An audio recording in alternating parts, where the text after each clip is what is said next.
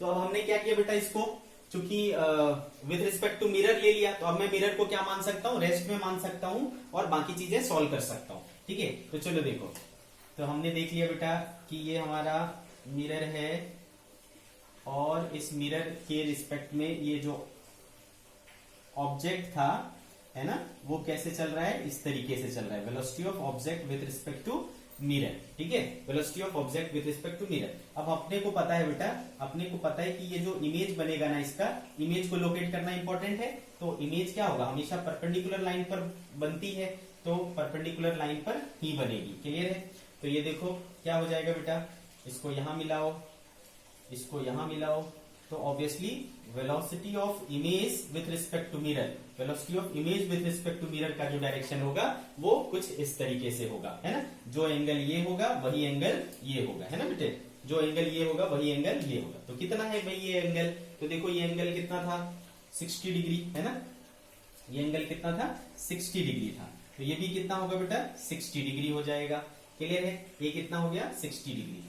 तो बेटे ये 60 डिग्री हो गया, तो अगर मैं ऐसा एक लाइन खींचता हूं, इसमें मजा नहीं आएगा। ठीक है, ये 60 डिग्री हो गया और ये 90 हो गया, तो ये बेटा क्या हो जाएगा आपका, 30 डिग्री हो जाएगा।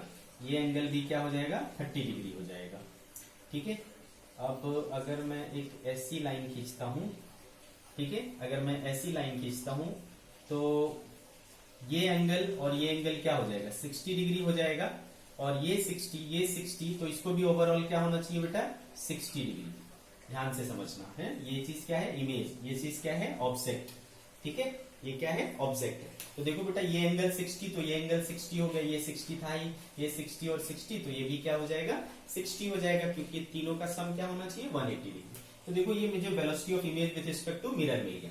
अब जैसा कि velocity of object with respect to mirror क्या था, कितना आया था हमारे पास, 10 मीटर पर सेकेंड आया था, तो इसका भी मैग्नीट्यूड क्या होगा बेटा, 10 ही होगा। अब इसको तोड़ते हैं अपन, है ना, तो इसका क्या हो जाएगा कंपोनेंट बेटा, 10, इधर क्या हो जाएगा 10 cos 60, 10 cos 60 इंटू यानी 10 इंटू 1/2 दैट इज 5, और इसका इधर आएगा क्या बेटा 10 sin 60 यानी 5√3, 5√3। ठीक है, ऐसा आ गया। तो मेरे पास जो velocity of image with respect to mirror आया बेटा, उसको मैं क्या लिख सकता हूं, इस डायरेक्शन को 5i कैप, और इस डायरेक्शन को क्या लिख सकता हूं, -5√3j कैप, है ना। Velocity of image with respect to mirror को इस तरीके से लिख सकता हूं। और देखो बेटा मिरर किधर चल रहा था, मिरर इधर चल रहा था, ये वेलोसिटी ऑफ मिरर का डायरेक्ट स्पीड था कितना, 10 मीटर पर सेकेंड। तो बेटा इसको अगर मैं वेक्टर फॉर्म में लिखूं तो क्या लिख सकता हूं, 10i कैप लिख सकता हूं। अच्छा, ये जो मुझे मिला क्या मिला, velocity of image with respect to mirror मिला, लेकिन अपने को चाहिए क्या, वेलोसिटी ऑफ इमेज, यानी एब्सोल्यूट स्पीड चाहिए, एब्सोल्यूट वेलोसिटी चाहिए इमेज का। तो बेटे आपको पता है कि जब मैं velocity of image with respect to mirror की बात करता हूं, तो मैं क्या लिख सकता हूं, velocity of image minus velocity of mirror लिख सकता हूं, है ना। तो बेटे देखो velocity of image with respect to mirror, और इसको मैं इधर ले आऊं, तो ये क्या हो जाएगा, velocity of mirror equals to velocity of image. तो देखो वेलोसिटी ऑफ इमेज मुझे मिल जा रहा है, तो बेटे वेलोसिटी ऑफ इमेज क्या हो गया, देखो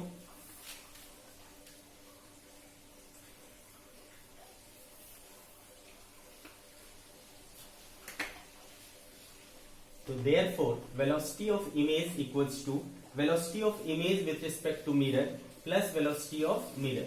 तो velocity of image with respect to mirror कितना हो गया बेटे, 5i cap minus 5√3j cap plus velocity of mirror, और वेलोसिटी ऑफ मिरर कितना हो रहा है भाई, कितना हो रहा है, 10i कैप, तो 10i कैप। तो देखो बेटा 10 और 5 15i cap minus 5√3j cap, this is velocity of image. ठीक है बेटा, तो आ गया देखो हमारे पास absolute velocity, velocity of image. Clear है, velocity of image, velocity of image with respect to mirror is this, velocity of image यानी एब्सोल्यूट वेलोसिटी क्या है, 15i माइनस 5√3, व्हाट दिस। तो ये रही बेटा, आगे बढ़ते हैं नेक्स्ट एग्जांपल की ओर। नेक्स्ट एग्जांपल बेटे, एग्जांपल नंबर 3 क्या कह रहा है कि figure shows a plane mirror and an object figure shows a plane mirror and figure shows a plane mirror and an object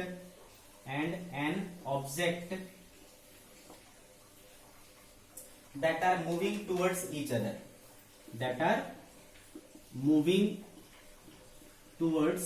other, towards each other. Find the velocity of image. Find the velocity of image. तो देखो बेटा, आपको diagram कुछ इस प्रकार से दिया हुआ है। ये आपका प्लेन मिरर है और प्लेन मिरर जो है मूविंग है। प्लेन मिरर का मूव करने का डायरेक्शन कुछ इस तरीके से है। कितने स्पीड से बेटा? 5 मीटर पर सेकेंड से, 5 मीटर पर सेकेंड से। और ये एंगल बना रहा है आपका 30 डिग्री, 30 डिग्री पर इस तरीके से चल रहा है। और ऑब्जेक्ट जो है आपका, ऑब्जेक्ट वो इस तरीके से चल रहा है विथ स्पीड 10 मीटर पर सेकेंड, 10 मीटर पर सेकेंड। और एंगल बना रहा है 60 डिग्री। एंगल क्या बना रहा है बेटा? 60 डिग्री। आगे बात समझ में आपको क्लियर है? तो देखो, ऐसी कहानी है और आपको इमेज की वेलोसिटी निकालनी है। ठीक है, चलो बात करते हैं बेटे।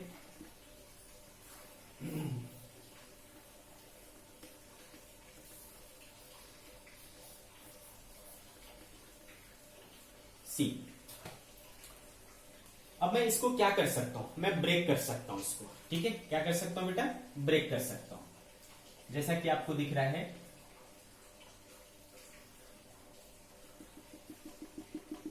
ठीक है।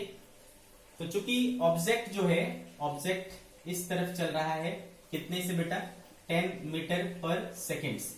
ठीक है, और ये एंगल कितना है? 60 डिग्री।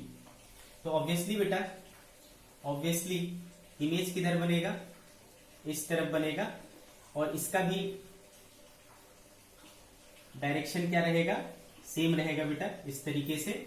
और ये भी एंगल क्या बनेगा?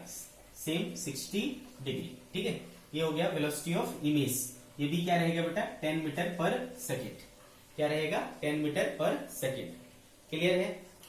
अच्छा, और क्या हो रहा है बच्चा? यहां पे देखो, मिरर जो है आपका, मिरर वो चल रहा था इस तरफ 5 मीटर पर सेकेंड से। एंगल क्या बनाया रखा है इसने? 30 डिग्री, 30 डिग्री। ठीक है, तो इसका कंपोनेंट टूटेगा बेटा इधर 5 cos 30। ठीक है, 5 cos 30। cos 30 कितना हो गया बेटा? √3/2। तो ये 5√3/2 और 5 sin 30 यानी 5/2 इस तरीके से हो जाएगा ये। क्लियर है? तो सिमिलरली ये जो इमेज है, ओके, इमेज को हम क्या कर सकते हैं? ब्रेक कर सकते हैं। इधर देखो क्या आएगा बेटा? 10 cos 60, 10 cos 60 एंड इधर क्या आएगा बेटा? 10 sin 60। ठीक है, 10 sin 60। क्लियर है? अब देखो, इसी तरीके से इसको भी तोड़ सकते हैं। 10 cos 60, 10 cos 60 और इधर क्या हो जाएगा बेटा? 10 sin 60। ठीक है, 10 sin 60। तो इतनी सारी चीजें हो जा रही है। याद करो, हमने क्या पढ़ा था? हमने ये रिलेशन पढ़ा था, sorry, twice of velocity of mirror is equals to, twice of velocity of mirror is equals to velocity of image plus velocity of object. याद है बेटे? तो इस तरीके से हमने पढ़ा था, twice of velocity of mirror is equal to velocity of image plus velocity of object. ठीक है, अब देखो बेटा, ये जो फॉर्मूला हम अप्लाई करते हैं, ठीक है, ध्यान से देखना, ये जो हम फॉर्मूला अप्लाई करते हैं वो सिर्फ और सिर्फ किस एक्सिस के लिए वैलिड होता है? This is valid for perpendicular axis. Perpendicular axis जो मिरर पर परपेंडिकुलर लाइन है ना, सिर्फ उसके लिए लगाएंगे। ठीक है, और ये वाला जो अलोंग द लाइन है, अलोंग द मिरर है, वो तो चेंज ही नहीं होता। ठीक है, जो तीसरा पॉइंट हमने बोला था, जो तीसरा पॉइंट बोला था कि अलोंग द मिरर वो चेंज नहीं होता है ना, अलोंग द मिरर सेम रहता है। तो उसमें तो कोई टेंशन ही नहीं है। मिरर इस डायरेक्शन में अगर चलेगा भी तो इस पे कुछ असर नहीं पड़ेगा। ठीक है, तो चलो, तो अपने को ये वाला डायरेक्शन, ये वाला पता है कि इमेज की ये वाली चेंज नहीं होने वाली है, अपने को पता है कि ये वाला चेंज होगा। ठीक है, तो यहां से देखो, देयरफॉर वेलोसिटी ऑफ इमेज क्या हो जाएगा बेटा, twice of velocity of mirror minus velocity of object, इस तरीके से हो जाएगा, twice of velocity of mirror minus velocity of object, है ना, ऐसा लिख सकता हूं मैं। तो देखो बेटा मैं क्या करूं, इस डायरेक्शन को अगर प्लस मान लूं, पॉजिटिव, ठीक है, इस डायरेक्शन को अगर मैं पॉजिटिव मान लूं तो देखो क्या हो जाएगा, velocity of image equals to twice of velocity of mirror इस एक्सिस पर, है ना, परपेंडिकुलर एक्सिस पर कितना है बेटा 5√3, तो और डायरेक्शन इसको पॉजिटिव लिया हूं तो ये क्या लेना पड़ेगा माइनस, तो क्या हो जाएगा बेटा माइनस 5√3/2 लूंगा कि नहीं, क्या लूंगा minus 5√3/2 minus velocity of object, velocity of object इधर क्या लूंगा मैं प्लस लूंगा, 10 cos 60 कितना हो जाएगा 5, तो ये हो जाएगा क्या 5, ठीक है बेटे, ये 2 और ये 2 कैंसिल हो गया, तो देखो क्या आया माइनस 5√3, है ना, माइनस 5√3 माइनस 5, तो माइनस कॉमन ले लिया बेटा, माइनस 5 भी कॉमन ले सकता हूं मैं, तो 5 कॉमन ले लिया, √3 + 1, ठीक है, इस डायरेक्शन को प्लस माना था बेटा, ठीक है, इस डायरेक्शन को प्लस माना था, तो ये डायरेक्शन आया माइनस आया, माइनस आया मतलब इस तरफ आया, मतलब मैं क्या लिख सकता हूं माइनस 5√3 + 1 आई कैप, ठीक है, कौन सा डायरेक्शन आया, लेफ्ट डायरेक्शन आया, तो left direction is minus 5√3 + 1 I cap, clear है, माइनस 5 आई कैप लेफ्ट डायरेक्शन, ठीक है, इस तरीके से हमारा आया, क्लियर है। वेलोसिटी ऑफ इमेज, ये कौन सा कंपोनेंट हुआ बेटा, ये तो ये वाला कंपोनेंट हुआ, लेकिन ये वाला जो कंपोनेंट है ये भी तो रहेगा, पूरा इमेज की वेलोसिटी अगर आप लोगे तो x component plus y component लोगे, तो x कंपोनेंट तो ये समझ में आया बेटा कितना माइनस 5√3 + 1 आई कैप, तो y कंपोनेंट कितना हो जाएगा 10 sin 60 मतलब 5√3, तो उधर भी लेना पड़ेगा अपने को, तो जो टोटल इमेज की वेलोसिटी हो जाएगी, वेलोसिटी ऑफ इमेज, ठीक है, ये क्या था सिर्फ x कंपोनेंट था, यानी ये वाला कंपोनेंट कितना माइनस 5√3 + 1 आई कैप, और ये वाला तो रहेगा ही रहेगा, कितना हो गया बेटा 10 sin 60 √3/2 5√3 j कैप, तो this is the velocity of image in this case, ठीक है, in this case velocity of image क्या हो जाएगा बेटा, देखिए क्या है भाई, तो आ रहा है अपना -5 1 + √3 आई कैप + 5√3 j, ठीक है, करेक्ट आंसर मीटर पर सेकेंड, क्लियर, तो ये हो गई आपकी कहानी, ठीक है, तो हमने कई सारे एग्जांपल्स को प्रैक्टिस किया बेटा, क्लियर है, और हमने समझा कि आखिर ये स्पीड वाले काफी इतना हाई लेवल नहीं आएगा आपको वैसे तो, ठीक है, सिंपल आता है तो फिर तो आप सिंपल फॉर्मूले से कर सकते हो, बट अगर कुछ आया भी तो आप इस तरीके से सॉल्व कर सकते हो, क्लियर है बच्चे, चलो आगे बढ़ेंगे हम लोग।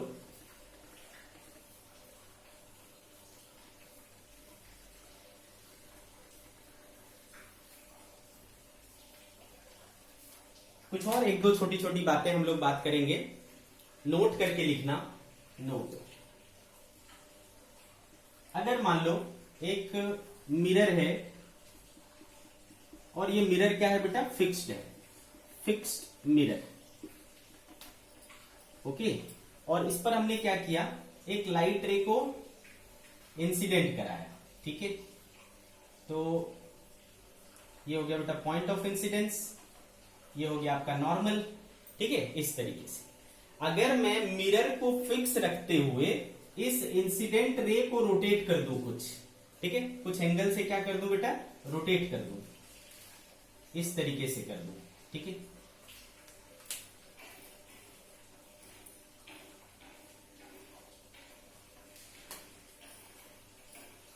ठीक है, इसी लाइट रे को यहां पे ले आया, ठीक है बेटे, तो पहले क्या होगा बेटा, पहले ये वाले ये जब लाइट रे था तो रिफ्लेक्ट होकर के ये कैसा जाएगा इस तरीके से, चूंकि बेटा पहले ये बड़ा एंगल ऑफ इंसिडेंस बना रहा था तो ये बड़ा एंगल ऑफ रिफ्लेक्शन बना रहा था, लेकिन जब मैंने इसको टर्न किया तो ये एंगल ऑफ इंसिडेंस देखो क्या हो गया, घट गया, तो angle of incidence equal to angle of reflection रहना ही पड़ेगा, तो इधर जो एंगल ऑफ रिफ्लेक्शन है वो भी क्या हो जाएगा बेटा घट जाएगा, क्लियर है, तो आप क्या देख पा रहे हो बेटा, आप क्या देख पा रहे हो, कि जब मैंने इंसिडेंट रे को इस तरफ मोड़ा तो आप देख पा रहे हो कि रिफ्लेक्टेड रे भी इस तरफ मुड़ गया, है ना बेटे। क्या हो गया, रिफ्लेक्टेड रे भी इस तरफ मुड़ गया। अच्छे से समझ में आया, क्लियर है।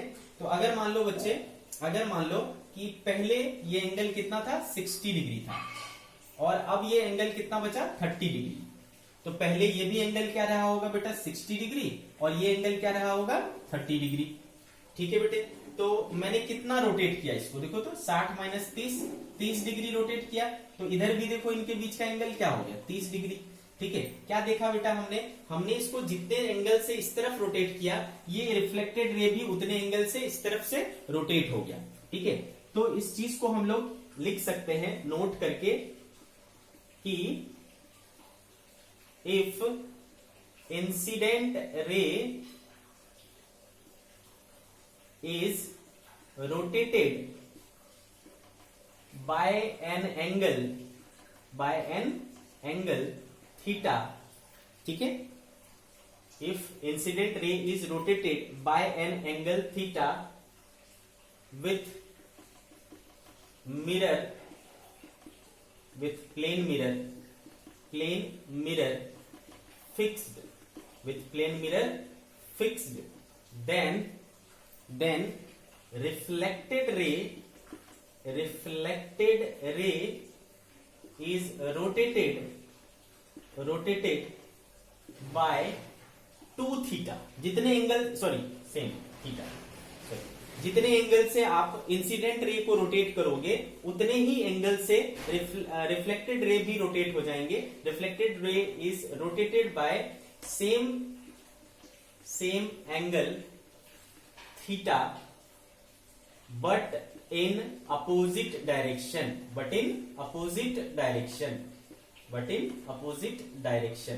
ठीक है बेटे, अपोजिट डायरेक्शन। क्या समझ में आया कि अगर मैं रिफ्लेक्टेड रे को, है ना, इंसिडेंट रे को क्लॉकवाइज थीटा एंगल से रोटेट किया तो आप क्या देख रहे हो बेटा, reflected ray anti clockwise direction में सेम एंगल से यानी थीटा एंगल से रोटेट हो गया। क्लियर है बेटे, कितना रोटेट हो गया, थीटा एंगल से रोटेट हो गया। तो ये चीज आपको याद रखना है, सेम एंगल से होगा बट इन अपोजिट डायरेक्शन। तो ये एक इंपॉर्टेंट बात है, कभी कभार यूज हो जाता है, ध्यान में रखेंगे आप लोग। ठीक है,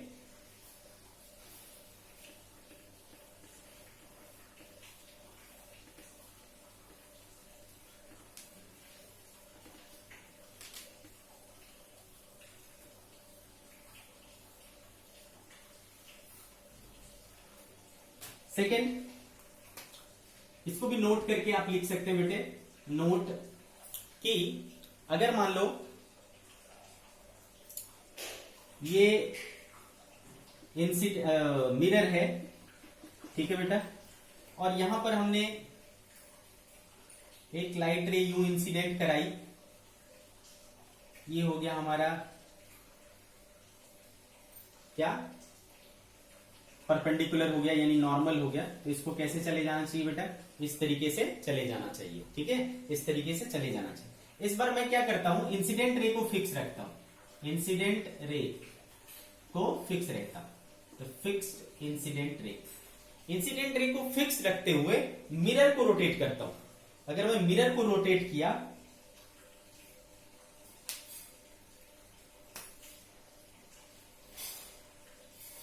ठीक है, अब मैं मिरर को इस तरीके से कर दिया। ठीक है, ये बेटा ओरिजिनल था एम एन, तो ये हो गया दूसरा जो हमने रोटेट करने के बाद किया, एम डैश एन डैश। तो हमने क्या किया बेटा, इसको थीटा एंगल से इस तरफ रोटेट किया, थीटा एंगल से इस तरफ रोटेट किया। तो रिफ्लेक्टेड रे पर क्या असर पड़ेगा वो हमको देखना है। ठीक है बेटे, तो इसको समझने के लिए आप क्या करो, इसको समझने के लिए मान लो मैं कुछ एंगल मान लेता हूं। तो ये सपोज कितना है बेटा 30 degree.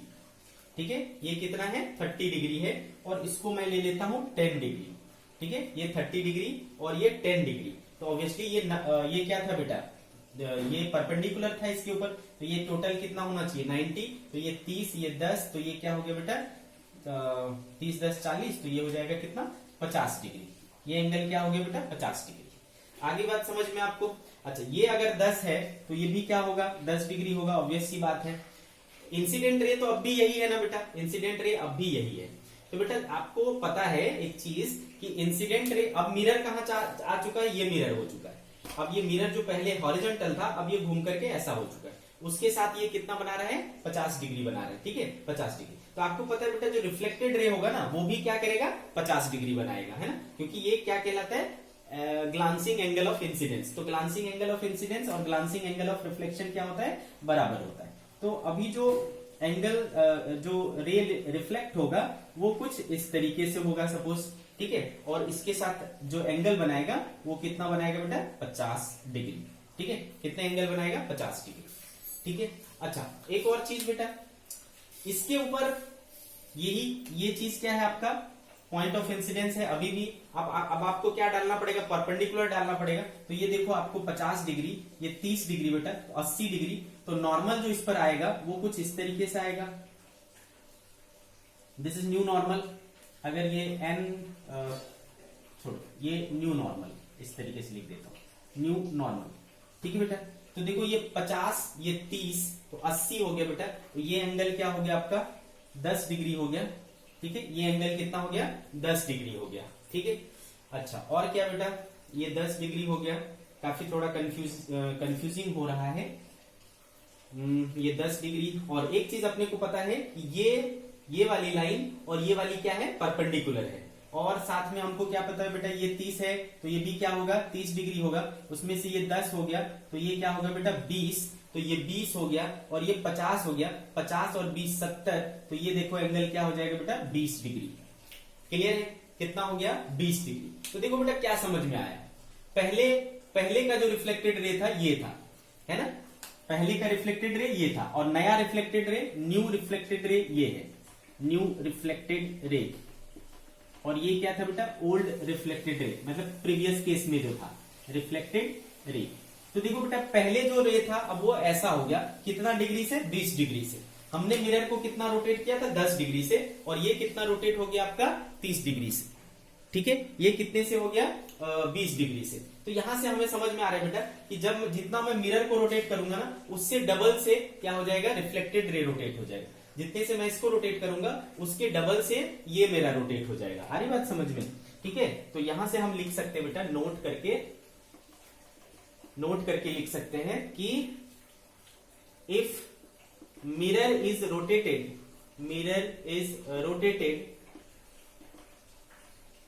by an angle theta, keeping